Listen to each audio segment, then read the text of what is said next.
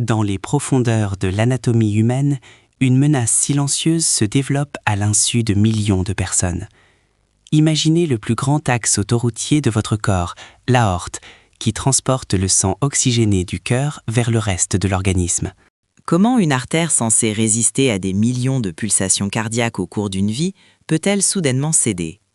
Quels sont les mécanismes moléculaires et physiques qui transforment une paroi vasculaire robuste en une bombe à retardement intra-abdominal ou thoracique? Cette investigation médicale plonge au cœur de la paroi aortique pour décrypter l'une des urgences absolues de la médecine cardiovasculaire. Pour comprendre l'anévrisme aortique, il faut d'abord examiner l'architecture microscopique de l'aorte. Une artère saine est constituée de 3 couches distinctes, l'intima, la media et l'adventice.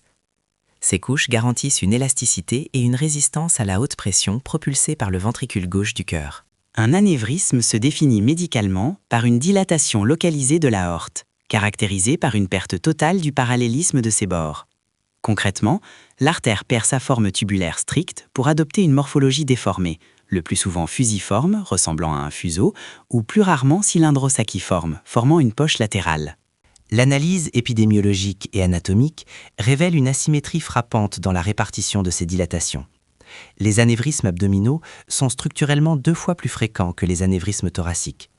Cette disparité s'explique par la dynamique des fluides et la structure de la paroi aortique abdominale, qui possède moins de fibres élastiques que la portion thoracique, la rendant biomécaniquement plus vulnérable à la pression hémodynamique continue. De plus, l'aorte est le siège privilégié des anévrismes par rapport à toutes les autres artères du corps humain. La raison principale réside dans l'athérome aortique, une maladie dégénérative extrêmement fréquente qui détruit l'intégrité de la paroi. Le danger inhérent à cette dilatation est son évolution biomécanique inéluctable. Selon la loi physique de Laplace, plus le diamètre d'un cylindre augmente, plus la tension sur sa paroi s'accroît pour une même pression interne. Ainsi, l'évolution constante en taille vers la fissuration est une fatalité physique, imposant une surveillance armée et une prise en charge multidisciplinaire impliquant cardiologue, chirurgien vasculaire et radiologue. L'enquête sur les causes de l'anévrisme aortique nous mène directement à l'analyse du terrain physiologique des patients. La maladie ne frappe pas au hasard. L'âge de prédilection clinique se situe de manière écrasante entre 60 et 70 ans, particulièrement pour les anévrismes d'origine athéromateuse. La statistique la plus marquante concerne le sexe des victimes. Cette pathologie est 4 fois plus fréquente chez les hommes que chez les femmes.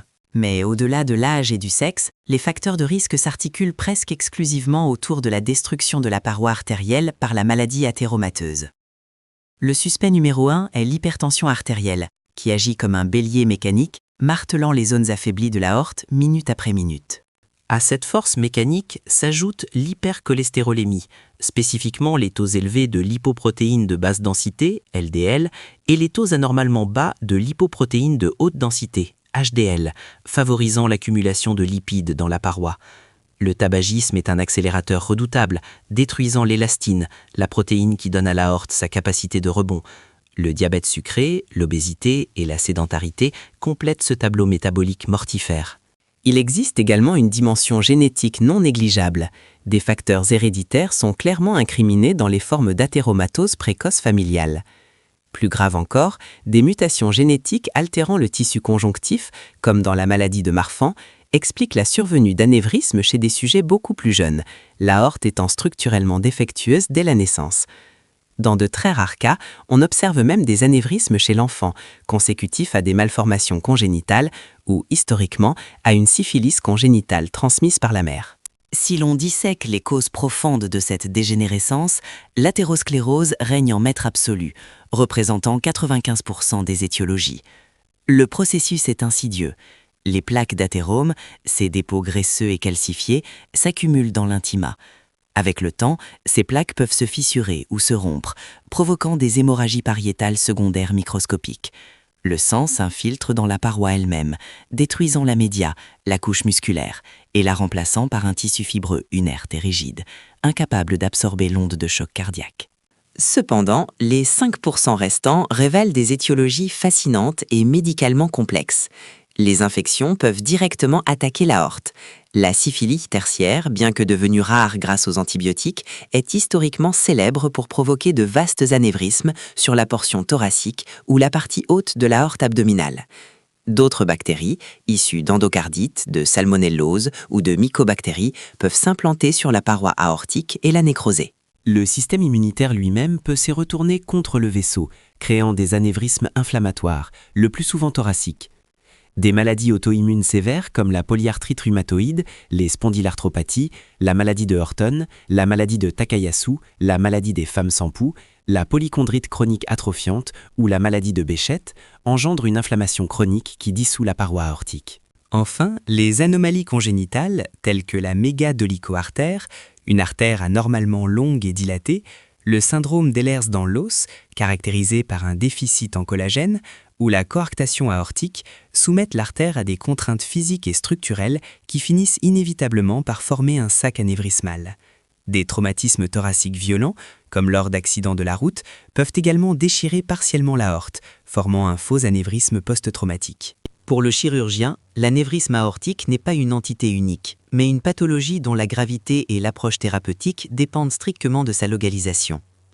L'analyse anatomopathologique révèle des parois fibreuses où la structure histologique normale a totalement disparu. À l'intérieur du sac anévrismal, on observe une thrombose intrasaculaire quasi constante. Un caillot de sang stratifié se forme pour tenter de colmater la dilatation. Mais il réduit le passage sanguin utile et menace d'envoyer des débris vers le bas du corps. La médecine classifie l'aorte en segments précis. Le segment 0 concerne les anévrismes du sinus de Valsalva, à la racine même de l'aorte. Souvent congénitaux, ils sont asymptomatiques jusqu'à leur rupture foudroyante dans le péricarde ou les cavités cardiaques. Le segment 1 cible l'aorte ascendante, site privilégié des atteintes syphilitiques et inflammatoires, souvent associées à une fuite de la valve aortique. Le segment 2, la crosse de l'aorte, ou segment horizontal, est une zone critique car sa rupture inonde le médiastin ou la trachée. Le segment 3 désigne l'aorte thoracique descendante, généralement ravagée par l'athérome. Ici, l'expansion de l'artère écrase les structures voisines, l'œsophage, le canal thoracique ou les nerfs essentiels comme le récurrent et le phrénique. Un danger majeur de ce segment est la compression de l'artère d'Adamkiewicz, risquant d'entraîner une paraplégie par ischémie de la moelle épinière.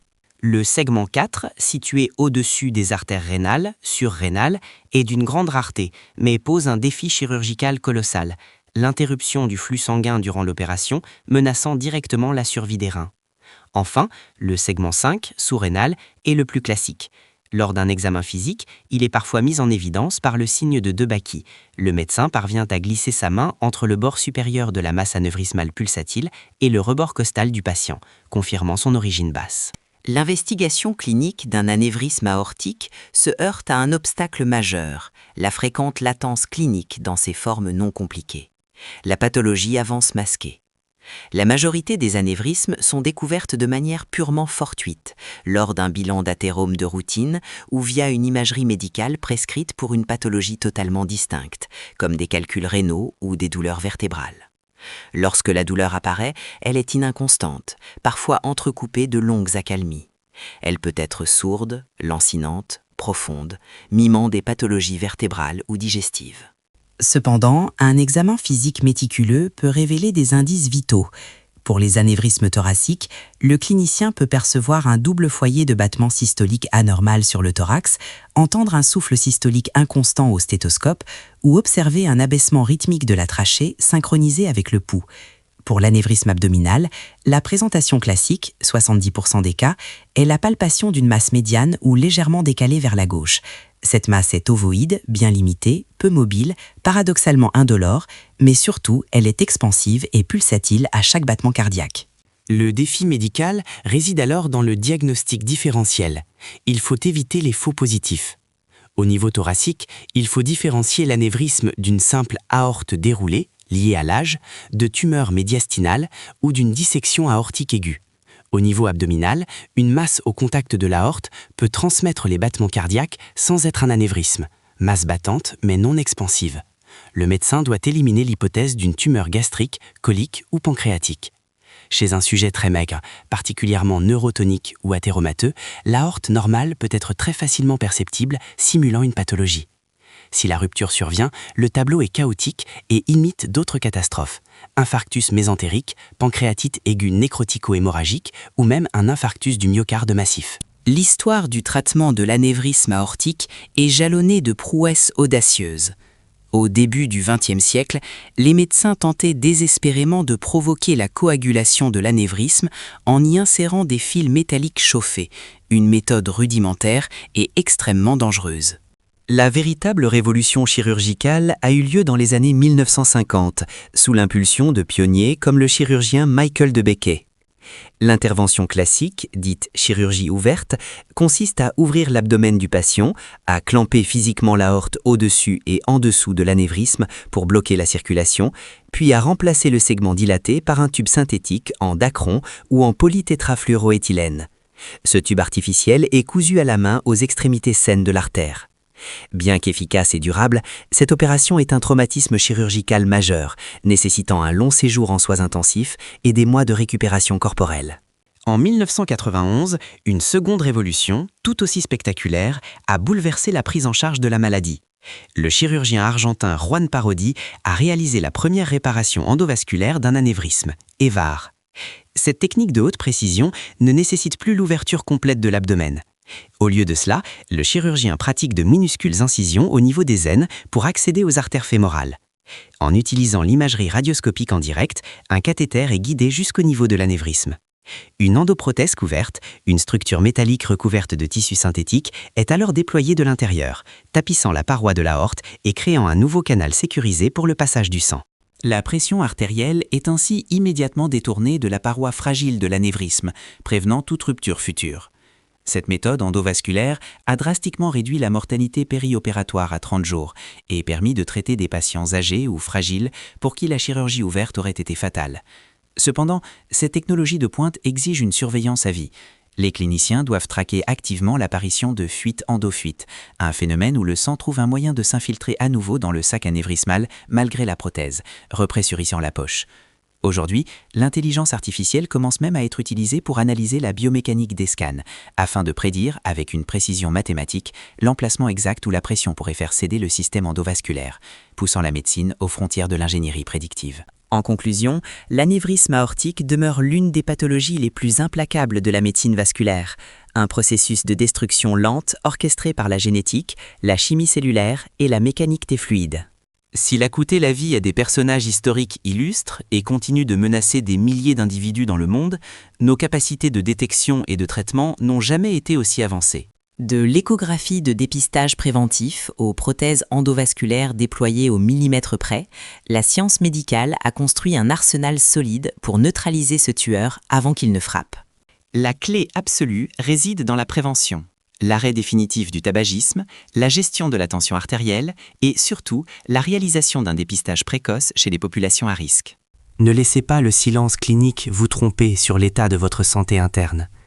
Si ce documentaire vous a aidé à comprendre l'importance critique de la santé vasculaire, partagez cette vidéo pour informer votre entourage et abonnez-vous à la chaîne pour ne rater aucune de nos prochaines investigations médicales approfondies.